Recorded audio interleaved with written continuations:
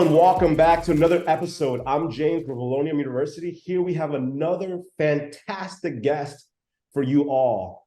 He's another member of the Valuetainment team. He's been with Patrick Bet-David since he was 18 years old and has managed to do incredible things with PHP and now with Valuetainment. We're going to walk through how he managed to navigate those waters with someone like Patrick Bet-David, which is not the typical person, and how he managed to do so many successful things in that process. Everyone, let's welcome Mr. Mario. How are you doing today, man? Thanks for having me, James. I appreciate it. Very excited. Very nice. I'm so excited. Seeing you have this opportunity reminds me of when I was a lot younger, watching the videos that you helped produce.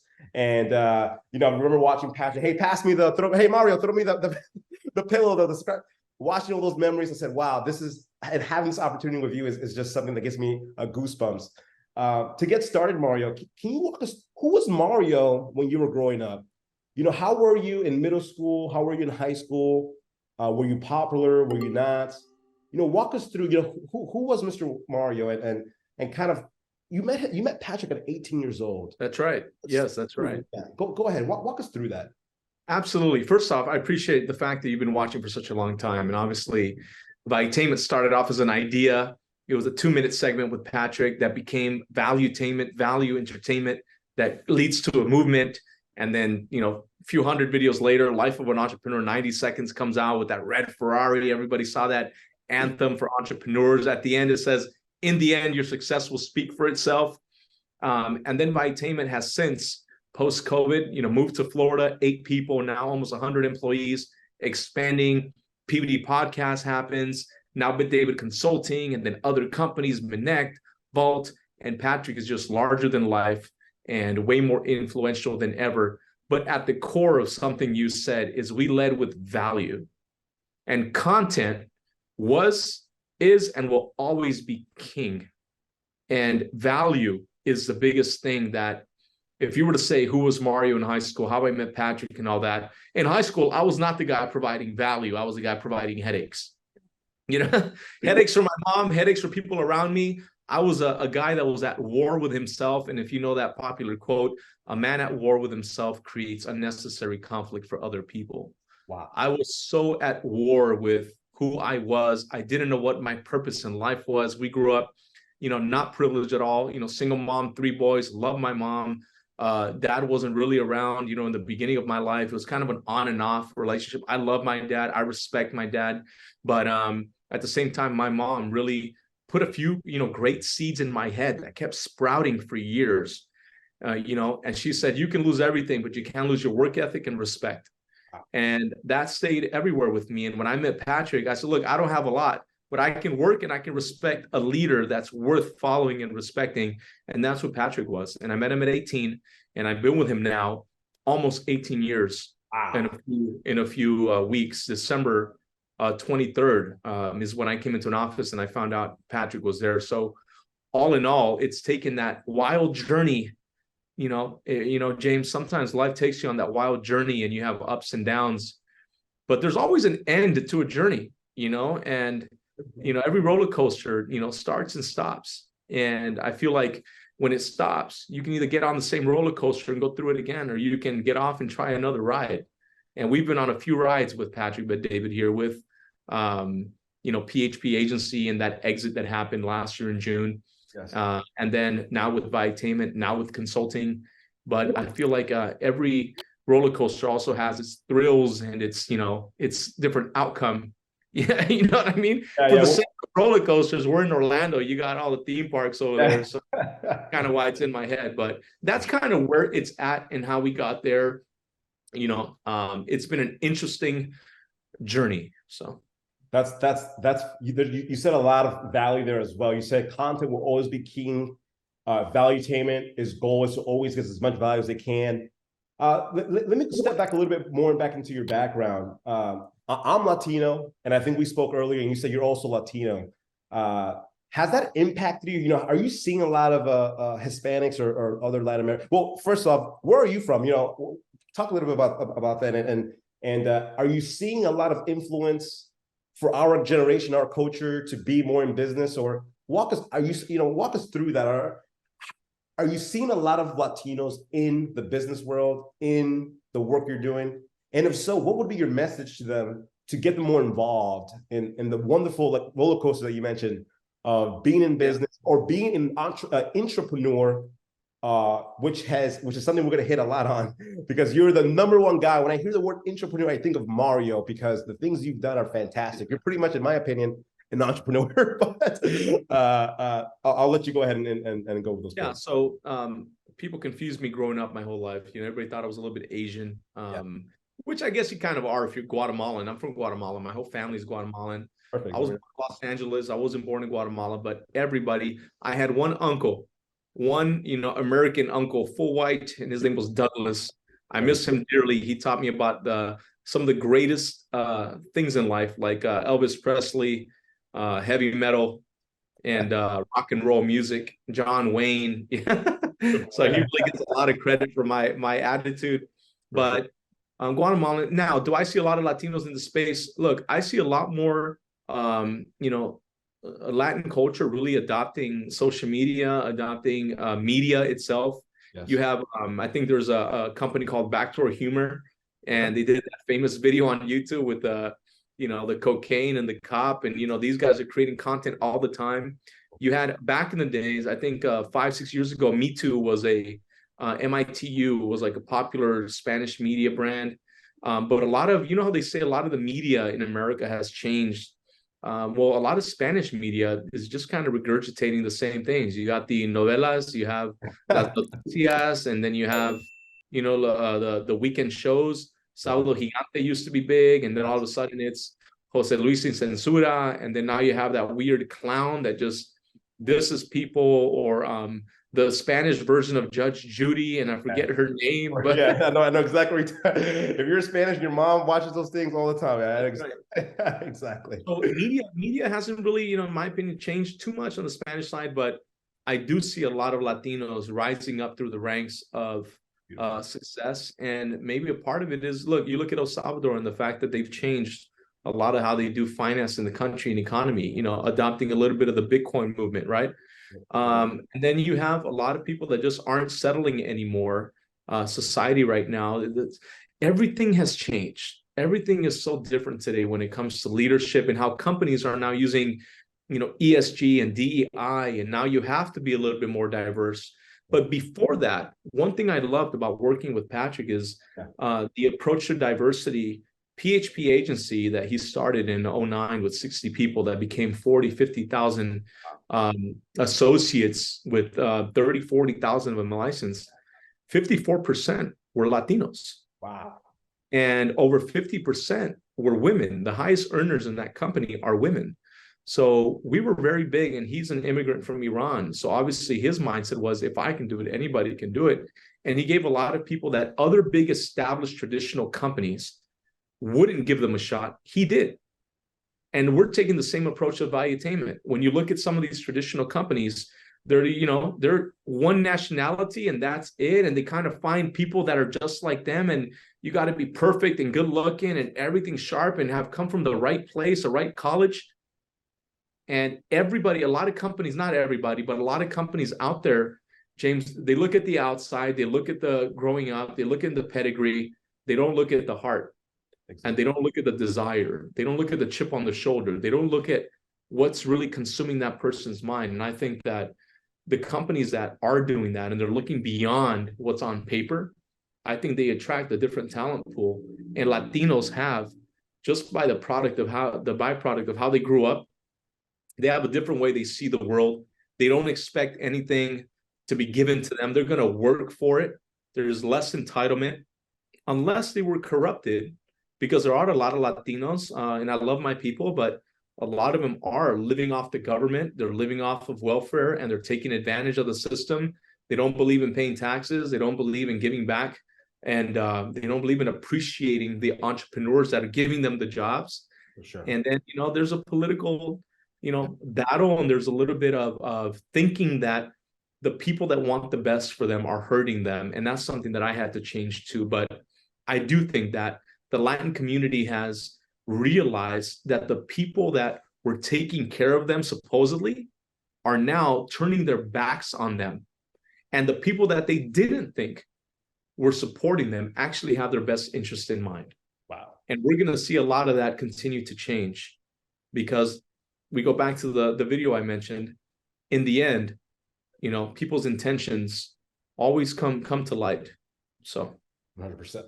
Mario, and you said so much value there as well. And I want to emphasize for our Latino community that is going to watch this video, I remember when I first got my first engineering job at 18 years old, I was the only ethnic person in the company. Yes, it's scary. Yes, you might feel a little nervous, but if you power and push through, you can achieve a level of greatness that you don't even believe in yourself. But it will happen. Stay there, stay positive, be an intrapreneur first, learn how things work, and see how the reward will be given to you. So with that being said, Mario, what qualities should someone that has the aspirations to be like you should possess? You know, how should they behave? How should their attitude be? Should they be going late to work? You know, what are the qualities that make you see a young man to be in a position that you're in? That's a loaded question, because sometimes, man, you hear people interview, they say all the stuff, you're like, damn, they got it all together. They're amazing. You know, I don't even know if I can be like them. I've made so many mistakes in my career. I've messed up so many times. I'm not somebody that if you were to ask me at 18, you know, one day you're going to be on an interview with a guy named James, and he's going to be asking you of the qualities. And I'm like, you know, one day, like, you don't think about that. But I think what I have learned, and if you're watching this right now, you never compare with people, but you can compete all the time. And what I would say is, you know, I have an acronym that I've used for years that I heard Patrick kind of mention some points. And you want to, bring value. You know, you want to bring value in anything you do. So ask yourself this: in the last meeting that you were sitting in with your company, whether it was a staff meeting, a leadership meeting, an executive meeting, or an invite-only meeting, did you bring value? Did you read any new kind of a book? Did you research how you can improve the company? AI is blowing up. Have you done some ideas and creativity to find out how you can bring value to the company? You know, are there departments that are struggling in the company right now, and you can sit back and say, you know, I have an extra hour this weekend of doing nothing. How can I bring value to the organization? Number two is optimize. And optimize is, I'm sitting at a company, I have a job. How can I make this job better, easier, or how can I transfer it to somebody else? How can I optimize what I do right now so that I can move up? Three is initiative. Do I take initiative, or do I always wait for people to tell me what to do? There's a lot of people who react. Hey, did you do this? I forgot. Hey, are you thinking about doing this? No, I hadn't thought about that. Taking initiative is very important. Then creativity. Wow. You know, Patrick says creativity is a muscle, and we got to keep working it out all the time, or else it gets really soft and flabby. Creativity is a muscle. If you're not using your creative muscle, man, that machine has to stay alive. And then the last one, which is probably the biggest one, and I take a lot of pride on, and I've had to learn the hard way sometimes by dropping the ball, is execution. So value, optimizing, initiative, creativity, and execution are some qualities that if you're working at a company or you're anywhere, whether it's your family or personal or business, think about the family real quick. I want to bring value to my family. I want to optimize the way that I'm raising kids and spending time with my significant other, with my wife, for example. Then I want to take initiative. I don't want to tell my kids to go and clean up the room and throw out the trash. They got to see me do it. I got to take initiative first and then give them the framework and a model that they can copy. Too many people don't want to take initiative, but they want to ask everybody to do things in their family, right? You got to make more money so that you can live a better life. Why don't you go make more money? I hear that all the time. That's as a leader. So why don't you take initiative? You know, you guys really need to stop and travel more and enjoy life. How come your life sucks then? Stop telling me to live it. Why don't you take initiative and go show me what that looks like? You know. And then on the creative side, I want, some balance. I want to work hard, but you can't lose. You hear the people like don't lose yourself. God says that, you can't just do this. It's easier for a camel to go through a needle than for a rich man to make it to heaven. And I'm like, oh my God. So go get creative, and you don't have to give up the beautiful life or the luxury of life. You don't have to give up a family who's enabled to do things simply because your schedule. Go find a creative way to bring balance back to your life. Go get creative with it. Go get creative. Stop making excuses on why life sucks and family can't have it all. Oh, you can't have it all. BS. Go get creative and start finding ways to have it all. We went trick-or-treating last night, and it's the last day of the month. I told the team, hey, I'm going to go take my son, it's Gabriel. We went with Ethan, my wife, Ethan, and my baby boy. We went trick-or-treating for an hour, then we came back to the office. I got creative. I didn't give an excuse. Because think about, some people say, hey, babe, you know what? Halloween, that I have to work. That I have to, close out the month, and we have to finish up. And it's, what do you want? What's your priority? What do you want me to do? No, I can do an hour. Let's go here. We get some candy, take some pictures. We'll enjoy the night. I'm going to come back. And guess what? It was a great night. We got creative. Last one on the execution. Too many people expect other people to execute, but they don't. If you're somebody who expects the family to deliver on their promises, you got to deliver on your promises. If you want the company to deliver on its promises, you got to deliver on your promises. So that's, in a simple way, that's an acronym that, if you really follow the acronym, what does it spell out? Voice. Wow. If you want to be a voice in your community, a voice in your company, a voice in your family, if you want to have a say, or you want to be able to be somebody whose voice and word carries weight and power, then you got to have some of those things in your daily activities and the way you run your life. Then you want to apply that to your mental, to your emotional, to your physical, to your spiritual, to your business, to your finances and relationship. My wife gets credit for that. She gave me a book called Clarity and Connection by Young Pueblo. And we were talking a lot about having our MEPS, BFR, right? That whole acronym in alignment. And I was talking to our sales team recently, and I said, look, a lot of people aren't aligned in their mental, emotional, physical, spiritual. Something is just broken there, right? And what happens is, some people on the surface have a lot of that in place, but some people aren't aligned at their soul. So at the core of that alignment is, are you aligned with your soul on who you want to be and the actions that you're taking? Because some people want to be all of this, but they don't take any action towards that. So what happens is, their soul tells them all the time, you don't want that. You don't want to be there. You deserve more. Your capacity is a lot better. And you're bitter and mad and angry because you're supposed to give so much more effort and you're not, and you can't stand yourself. And that's not a way to live life. So when you ask me, what kind of things can somebody be doing? How about start keeping your word to yourself? How about go get clear about who you want to be in life? Start aligning those areas, and then start bringing that voice to your life, to your family, and to your business. I love the voice acronym. That was, you said, hey, that was a loaded question, but you delivered your answer with the power and weight of what you just described is phenomenal. I just recently interviewed Tom Ellsworth, a member of your He's great. Yeah, and BizDoc. Yeah, the BizDoc. I love the BizDoc. And I also saw that he did a interview or a lecture at a university. I think it was Biola University, and he talked a lot about faith and how faith in the workplace. Do you have faith? I know you talked about spirituality and your soul. Is religion part of your success? Do you believe in a God? Is religion part of who Mario is? Man, I don't even know how I'm alive right now without God. So yes, I'm Christian.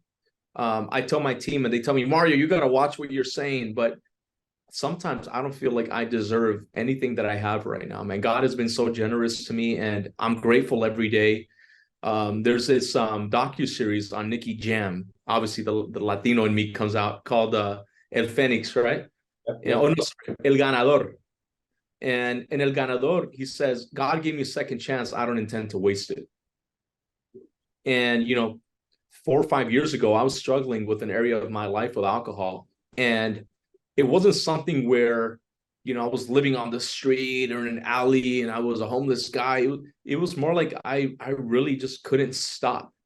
And, I made a lot of mistakes at that point of, risking my career, risking my life, risking with who I was hanging out with and vulnerabilities. And, only by the grace of the guy, the man upstairs, he kind of looked down and said, look, it's kind of time for you to get your stuff together. And I'm going to take you on your own journey back to that roller coaster. And we're going to start making some different decisions. And it's not going to be easy. You're going to have to stop. You're going to have to make a decision. You're going to have to lose weight. You're going to have to say bye to some people. You're going to have to cut some people out of your life. But I'm going to be right there with you. And there's no way that I'd be standing today with all of this to share if he hadn't been gracious to me and given me another opportunity by not him sometimes. Oh, or where was he? Where was he? It was through other people. If my boss, my CEO, if Patrick didn't have the heart of a servant and the heart of a leader, because he's Christian as well, if he didn't have the heart to see more in me than I believed in myself, I wouldn't be sitting here right now. And God gave Patrick the eyes and the lens and the heart to look at me and say, that's not a waste of a person. That's not somebody who's lost. That's somebody who needs guidance, and he needs a leader, and he needs tough love, and he needs somebody to tell him what he doesn't want to hear. And he did. And he empowered Patrick to give me the message years ago of perspective and gratitude. The same man, James, that at 19 asked me what I was doing on Sunday. And he said to meet him on Porter Ranch and Rinaldi in California. And I went to go sit at a Starbucks waiting for him. When I called him, because it had been 15, 20 minutes, he said, I'm not at Starbucks. I'm across the street. And I look across the street, and it was a church called Shepherd of the Hills. He invites me to church at 19 years old. And at 32 or 31 or 32, he changes my life and he helps me stop drinking. Wow. And I did. And I just came up. It's so funny. Somebody gave me this coin. It's a 4-year sobriety coin. Wow. That I keep in front of me. And every year now it's something that I take a lot of pride. I did a video on YouTube on why I stopped drinking alcohol. And then, I used to be very embarrassed to talk about this, but now with all the messages that I get and the men that are fathers, that are husbands, that are leaders of companies, they message me now, and it's our bond. And it's now our relationship where they reach out, and sometimes your greatest vulnerabilities become some of your greatest strengths in life. And that's kind of what happened. So yes, I'm Christian. I love God. I give him all the honor and respect. He's now helping me raise my son. He's not my sons and my daughters from a previous relationship. And, he's helping me be a better leader every day. And, he helps me be a better husband and a better person. So, yeah, a long-winded answer to go to yes, but I definitely want to give him the respect he deserves for everything that he's done versus a simple answer. So that's, and again, you're a king of value and a king of value and a king of entertainment. So you giving us this perspective will help our viewers understand the humility you need to have to make these changes and accept those changes. I want to give another message to the audience as well. These decisions and these thoughts that he's speaking right now seems easy to say here, but those were difficult times. For me to change my life as well, you have to let go of certain people that you think that you're friends with them, but it's not the case. They're holding you and actually digging you down. So having the humility and asking the man upstairs, help me. What should I do? He's going to guide you. It might not be yourself. It might be Patrick. It might be your mom. It might be a cousin. It might be someone in your life that says, hey, maybe go down this path. It's not going to be easy, but it's going to be worth it. And we have living proof right here. So I'm gonna link his video down below as well if you want to take a look at that. Maybe you're going through those challenges and maybe he can help you out with that. So that's amazing. Uh Mario, today on a daily basis, what are your roles and responsibilities as an entrepreneur? You know, someone might ask, what does that even mean? Walk us through the process of becoming one and what you do as an entrepreneur. Yeah, absolutely. There's a book called Your Next 5 Moves that Patrick wrote, and he has a chapter in there on, what it means to be an entrepreneur. So if you haven't read that, maybe look it up. Or if you go on YouTube and look up Intrapreneur Valuetainment, you'll see some of my videos on the topic. But an entrepreneur puts up the risks, they put up the money, it's their company, they're the founder. An entrepreneur treats the company like if it's their company, even though they didn't put up the risk and the money. Now, to be an entrepreneur, it's about being honest with yourself to say, am I really somebody that has the money, that has the ability right now, the freedom right now, the idea right now to go out and start something of my own? Or do I want to find somebody that's already done something that I want to do, work under them? And if I help their dreams come true, if they have a big vision, all of my dreams come true as well. You look at somebody like a Steve Ballmer, who was at the company. What's is it Microsoft? Microsoft, yes, that's it. Microsoft, right? So Steve Ballmer's at Microsoft, and he's not the guy who started the company. The guy becomes a billionaire, right? Now, yes, yeah, exactly. Now, I'm not saying that every entrepreneur will be a billionaire. What I am saying is that if you find a good leader and you can work under them, you don't have to put up the risk or the capital. You can work under them and reach your goals. However, an entrepreneur understands that I also can't expect everything that Patrick has. I can't expect to make what he makes. I can't expect to own what he owns. I can't be entitled, and I can't be egotistical to think that we're the same, because we're not. I can't be there for 3 or 5 years and then dangle it over his head and say, well, Patrick, you wouldn't have done this without me. You wouldn't have done this. First of all, you didn't take the risk. You didn't put up the capital. Without that person and that idea and that money, you wouldn't be there. An entrepreneur knows how to respect, and rule number 1 of 48 laws of power: you never outshine the master. And when you're an entrepreneur, you got to always respect the founder. You protect the founder, and you make sure that other people coming on board the company know the story and they know the founder and they respect him the same way you do. An entrepreneur, I like to say that an entrepreneur is somebody who not only follows the leader, sidelines with other leaders, but they lead the leader by being somebody that goes out and is above and beyond everything else. An entrepreneur has very high expectations of themselves because they know that if the leadership is gone tomorrow, I'm taking over and making sure that the culture stays alive, the founder's story and their reputation stays alive, and that these people who are relying on the company don't want to leave, because they know somebody's going to be there holding up the culture and the strategy and the vision for the company, treating it like it's their own until that founder returns or they get the help that they need. Perfect.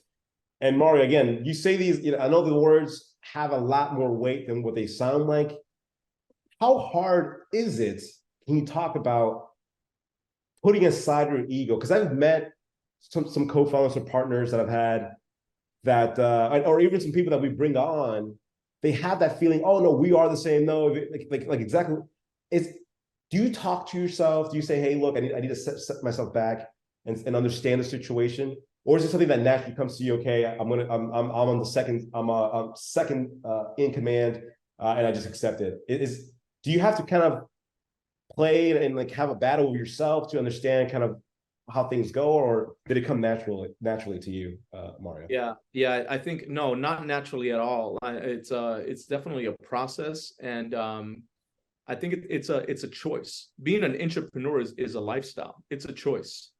And if you are deciding to be in the inner circle at a company, or if you are deciding to mentally call yourself a right-hand person, then you need to have your ego in check, and you need to remember humility, because at the end of the day, as right as you may want to be, that could be your last day if you step on the wrong toes, and if you cross the line, if you're disrespectful, Nothing is guaranteeing that you're somewhere.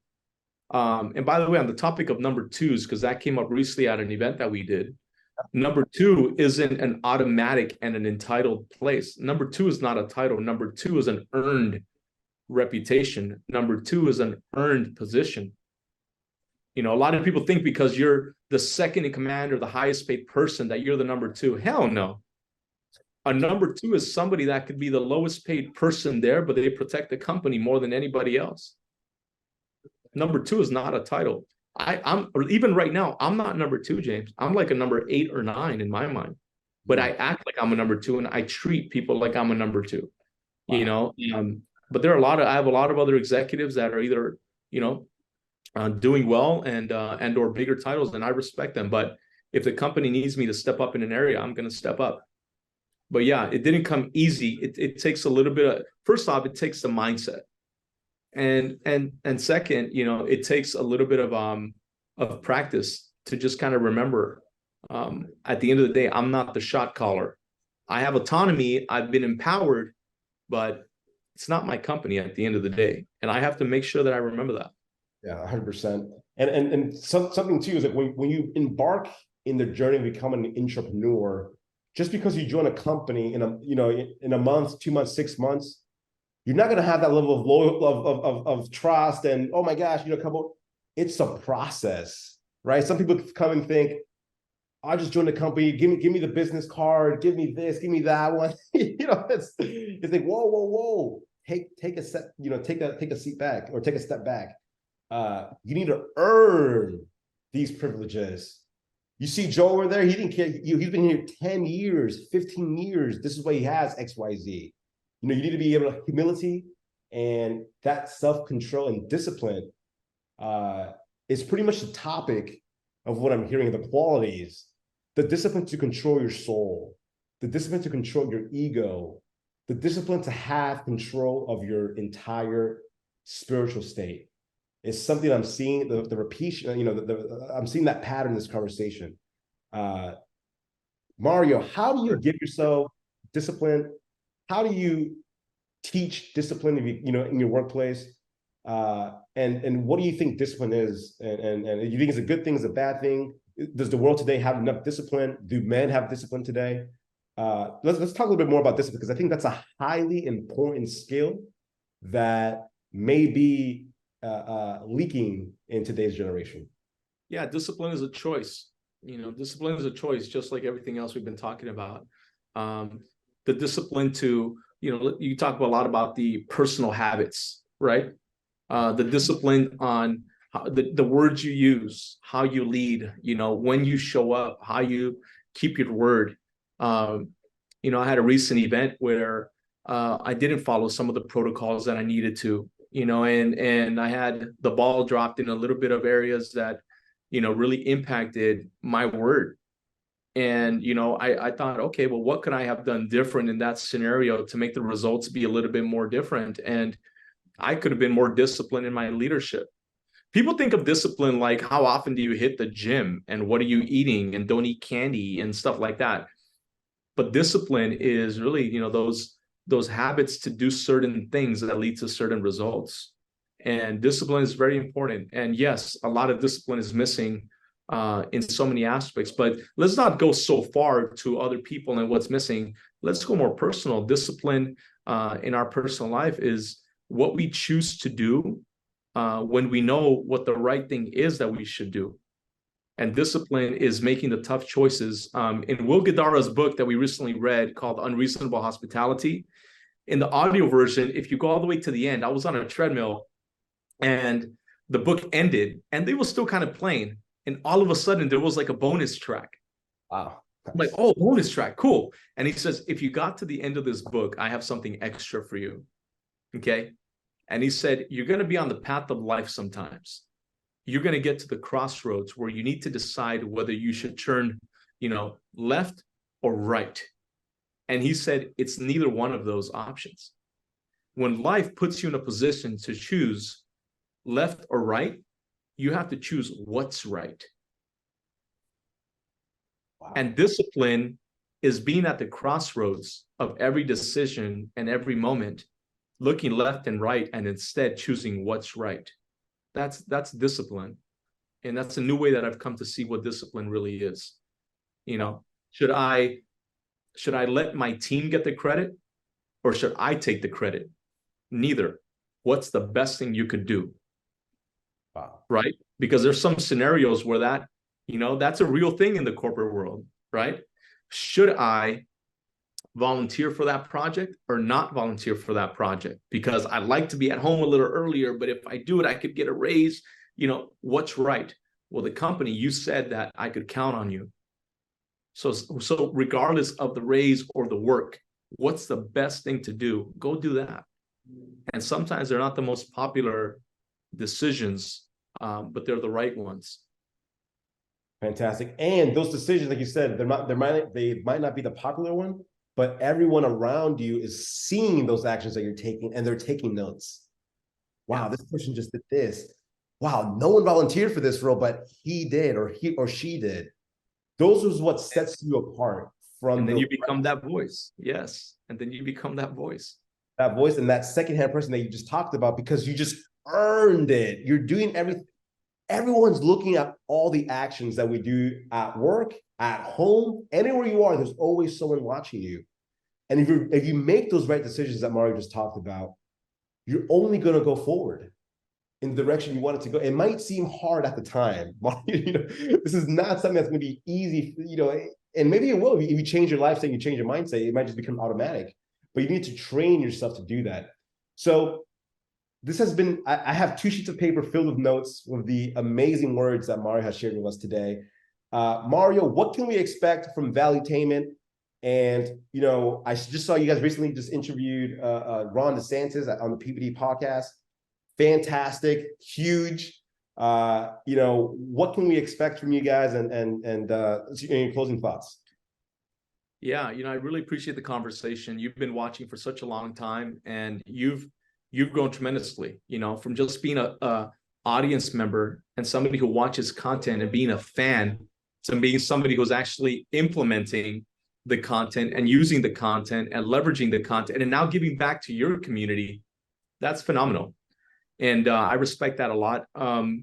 You can expect, and the audience can expect, what you've come to expect over the last few years, James. We're going to keep making the future look bright. And when we say the future looks bright, that's what you can expect from Valuetainment. The world is in a very interesting place. The world is a little dark right now. The world is a little weird right now. And we had talked about 7 mountains all the time, and each mountain needs some light.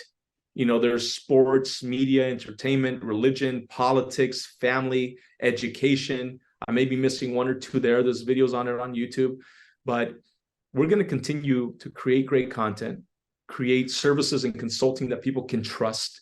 We're going to, add some of our love for entrepreneurship, capitalism, leadership, and our values and principles are going to be out there all over what we do.